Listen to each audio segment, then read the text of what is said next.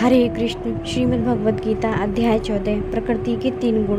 भगवान ने कहा, अब मैं तुमसे समस्त ज्ञानों में श्रेष्ठ इस परम ज्ञान को पुनः कहूँगा, जिसे जान लेने पर समस्त मुनियों ने परम सिद्धि प्राप्त की है। इस ज्ञान में निरंतर स्थिर होकर मनुष्य मेरी जैसी दिव्य प्रकृति को प्राप्त कर सकता है। इस प्रकार स्थित हो जाने पर वह ना तो सृष्टि के समय उत्पन्न होता है और न प्रलय के समय विचलित होता है। हे भरतपुत्र, ब्रह्म नामक समग्र भौतिक वस्तु जन्म का स्रोत है और मैं इसी ब्रह्म को गर्भस्थ करता हूँ, जिससे समस्त जीवों का जन्म संभव होता है। हे कुंती पुत्र, तुम यह समझ लो कि समस्त प्रकार की जीव योनियाँ इस भौतिक प्रकृति में जन्म द्वारा संभव है और मैं उनका बीज प्रदाता पिता हूँ। भौतिक प्रकृति 3 गुणों से युक्त है। ये हैं सतो, रजो तथा तमोगुण। हे महाबाहु अर्जुन, जब शाश्वत जीव प्रकृति के संसर्ग में आता है तो वह इन गुणों में बंध जाता है। हे निष्पाप, सतोगुण गुणों की अपेक्षा अधिक शुद्ध होने के कारण प्रकाश प्रदान करने वाला और मनुष्यों को सारे पाप कर्मों से मुक्ति करने वाला है। जो लोग इस गुण में स्थित होते हैं वे सुख तथा ज्ञान के भाव में बंध जाते हैं। हे कुंती पुत्र, रजोगुण की उत्पत्ति असीम आकांक्षाओं तथा तृष्णाओं से होती है और इसी के कारण से यह देहधारी जीव सकाम कर्मों में बंध जाता है। हे भरतपुत्र, तुम जान लो कि अज्ञान से उत्पन्न तमोगुण समस्त देहधारी जीवों का मोह है। इस गुण के प्रतिफल पागलपन, आलस्य तथा नींद हैं, जो बद्ध जीव को बांधते हैं।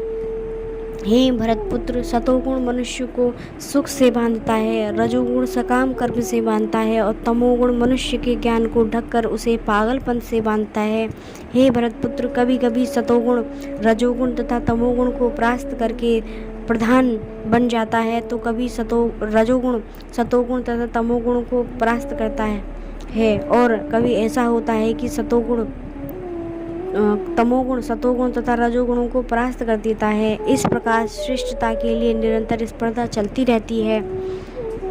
सतोगुण की अभिव्यक्ति को तभी अनुभव किया जा सकता है जब शरीर के सारे द्वार ज्ञान के प्रकाश से प्रकाशित होती हैं। हे भरतवंशियों में प्रमुख, जब रजोगुण में वृद्धि हो जाती है तो अत्यधिक आसक्ति, सकाम कर्म, गहन उद्यम तथा अनियंत्रित इच्छा एवं लालसा के लक्षण प्रकट होते हैं। जब तमोगुण में वृद्धि हो जाती है तो हे कुंती पुत्र, अंधेरा, जड़ता, प्रमत्तता तथा मोह का प्राकट्य होता है। जब कोई सतोगुण में मरता है तो उसे महर्षियों के विशुद्ध उच्चतर लोकों की प्राप्ति होती है। जब कोई रजोगुण में मरता है तो वह सकाम कर्मियों के बीच में जन्म ग्रहण करता है और जब कोई तमोगुण में मरता है तो वह पशु योनि में जन्म धारण करता है। पुण्य कर्म का फल शुद्ध होता है और सात्विक कहलाता है, लेकिन रजोगुण में संपन्न कर्म का फल दुख होता है और तमोगुण में किए गए कर्म मूर्खता में प्रतिफलित होते हैं।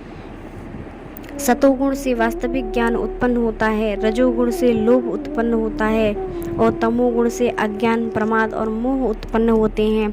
सतोगुणी व्यक्ति क्रमशः उच्च लोकों को ऊपर जाते हैं, रजोगुणी इसी पृथ्वीलोक में रह जाते हैं और जो अत्यंत गर्हित तमोगुण में स्थित हैं वे नीचे नरक लोकों को जाते हैं। जब कोई यह अच्छी तरह जान लेता है कि समस्त कार्यों में प्रकृति के 3 गुणों के अतिरिक्त अन्य कोई करता नहीं और जब वह परमेश्वर को जान लेता है तो 3 गुणों से परे है तो वह मेरे दिव्य स्वभाव को प्राप्त होता है। जब देहधारी जीव भौतिक शरीर में संबद्ध इन 3 गुणों को लांघने में समर्थ होता है तो वह जन्म, मृत्यु, बुढ़ापा तथा उनके कष्टों से मुक्त हो जाता है और इसी जीवन में अमृत का भोग कर सकता है। अर्जुन ने पूछा, हे भगवान, जो इन 3 गुणों से परे है वह किन लक्षणों के द्वारा जाना जाता है, उसका आचरण कैसा है और वह प्रकृति के गुणों को किस प्रकार लांघता है?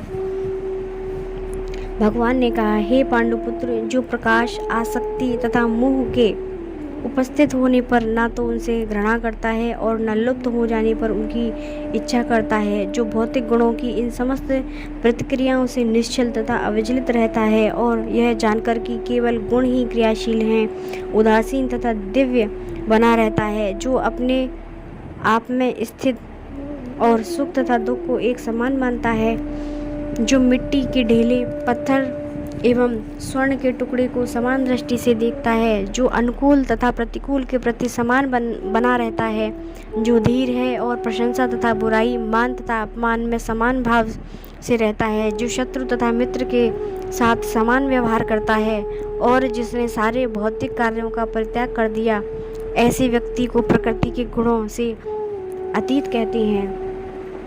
जो समस्त परिस्थितियों में अविचलित भाव से पूर्ण भक्ति में प्रवृत्त रहता है, वह तुरंत ही प्रकृति के गुणों को लांघ जाता है और इस प्रकार ब्रह्म के स्तर तक पहुंच जाता है।